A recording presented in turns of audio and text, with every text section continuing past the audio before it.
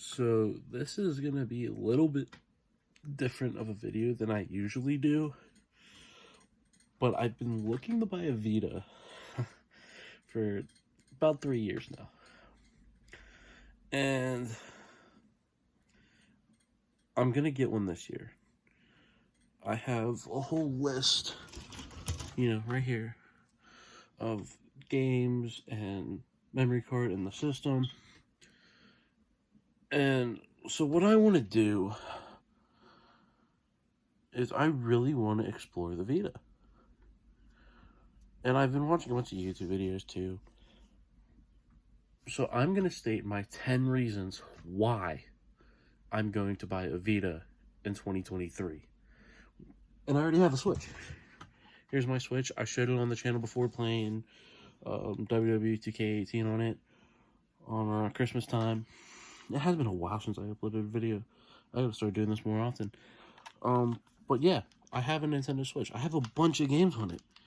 Here, let me show you guys my library really quick. So here's my Switch library. It's hard to see, but there's YouTube, MLB, that's NBA 2K. But I have a good selection of video games on my Switch. But I really want a PS Vita. I also have a PSP, So knowing the potential the Vita has, or had, I should say, and knowing how many good things there are about this system, I really want to try it. I also have a DS. So I just want to go more into the handheld market. I don't need a Vita. I have enough handheld as it is. I also have a 2DS, but the screen's cracked. So, I'm really just gonna try something new.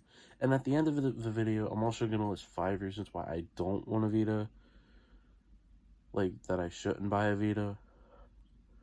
Or, like, that might be some deciding factors on whether you should buy a Vita or not. So let's get right into it. So number 10 is the portability. The Switch, yeah, it's a portable system. Yeah, it's handheld. But look at the size of this thing. Compare that to the DS.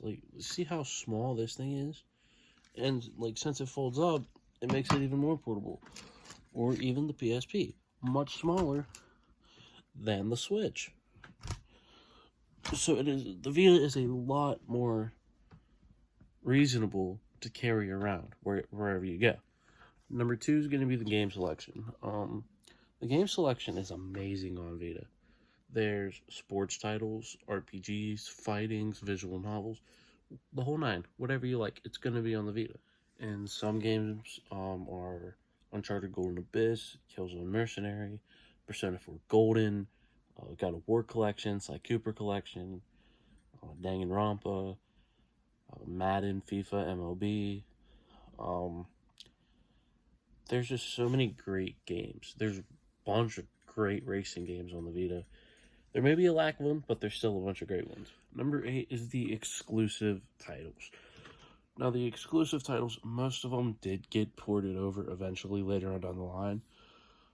But like I stated earlier, the games, Persona 4, Golden, Killzone, Uncharted, and all the other great Vita exclusives out there, whether they're indie games or first-party games or whatever they are. If they are Vita exclusives, 9 out of 10 times there's going to be good ones.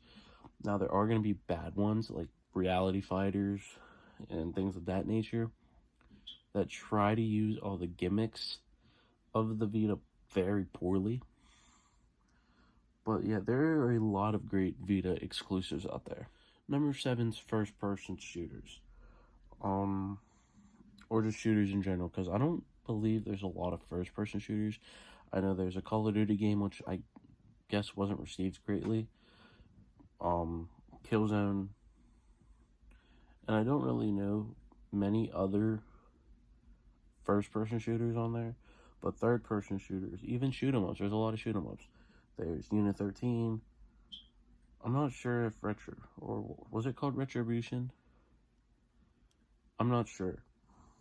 No, Resistance. Resistance, that's what it is. Resistance Burning Skies, having a brain fart. But, like, if you would look up videos on X amount of games in the genre for the Vita, you're gonna get a lot of results. And yeah, there's a lot of great shooters, shoot 'em ups, and things of that nature. Number 6 is going to be the Vita's gimmicks.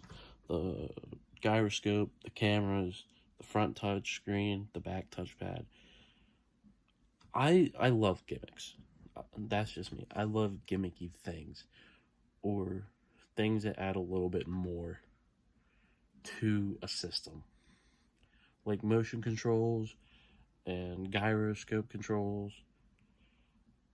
And I really want to see how the Vita used all those gimmicks. I know Tearaway used them really, really good, I hear all the time. But I want to see how other games used them. Number 5 is going to be all the classic games. If you load up the store, you'll see a bunch of PSP and PS1 classics and collections of PS2 and PSP games. Like Black Ops Declassified, I know at one point came with Road to Victory, came with the digital code of Road to Victory, which was the PSP Call of Duty game. There's a Sly Cooper collection, a God of War collection, a Ratchet and Clank collection, a Jak and Daxter collection. So there's all these like classic games you can play on your Vita wherever you go. Next, we have Remote Play. Remote Play on the PS4 is great. You know, I see all these videos about it, and like, you can play Remote Play with your PS4 almost flawlessly. There'll be a skip here and there. The frame rate won't be a 10 out of 10 all the time. But most of the time, it's going great. And I do hear a lot that the PS3 Remote Play is a little bit more shaky, but the PS4 is where it's at. Number 2 is the dual analog sticks. Yes, I know the Switch has the dual analog sticks, but the Vita's dual analog sticks could have opened up so many opportunities. And I really want to know what that feels to have a PSP, basically, with a second analog stick on it. And number 1 is the amount of first-party support. For a while, for about the first 2 to 3 years of the Vita's life, the first-party support was insane. Between the games, and the updates, and the stores, and the advertising, it was going great with the first-party support. Then later in the life, about a couple years into the lifespan, after it wasn't doing too good, they basically like swept it under the rug. And a bonus one is the OLED screen on the 1000 model. Yes, Switch has it now, or some models of the Switch do it now. But in 2013, they added a OLED screen on a handheld system. 2012, I should say. That was so ahead of its time. Like, you look at the Switch's LED screen, it looks outstanding, but it's bigger, so it kind of makes everything a little bit more clunkier. It's not a big difference, but on the smaller OLED screen of the Vita, oh, it looks amazing. I seen it when it came out, when GameStop used to have them sitting out, and you could play like demos of games on them. Oh, it looked amazing. Alright, now here's 5 reasons why the Vita might not be for you. None of these are really deal breakers for me personally, but they might be for you guys out there. So, number 5 is going to be the proprietary memory cards. There's a way you can hack your system to use a normal memory card, but then that card goes in the game slot, so you can't play physical games with that memory card. So you have to buy the little proprietary one, and they are crazy expensive. I think 16 gigs was like $30 or $40. I was like, and like 8 gigs was like $20. I'm like, huh? So hopefully when I buy one, it does come with the memory card. Number 4 is the prices of physical games. SpongeBob is still $60. Makes no sense to me. and they're going up in price. All the physical games tend to be rising in price. Madden 13 is $25, which I understand it's the first and only one. But MLB The Show 15 is like $60, $70, because it didn't come with the physical cartridge. It only had the downloadable voucher code, and it was the last show on the Vita. But other games are really cheap, you know, like $10, $15, $20, or whatever. So it depends on what games you get. You know, a lot of them might be really high in value. Number 3 is the charger. This is a real nitpicky thing, but when they released the PS Vita 1000 model, they had a proprietary charger on it. It kind of looked like the one that you see on the DS Lite, but a little bit thicker, almost like a Game Boy charger, Game Boy Advance charger, but I'm not sure if it's the exact same size as one. But when they did release the 2000 model, they just did a micro USB charger. Number 2 is going to be the lack of first-party support. Yes, I know, I did say the first-party support was one of the reasons I do want to buy one, but I'm talking about towards the later half of the Vita's lifespan. There was no first-party support at all. Like I said earlier, they basically just swept the Vita under the rug. And Triple Jump made a video of playing all the Vita games that were launch titles.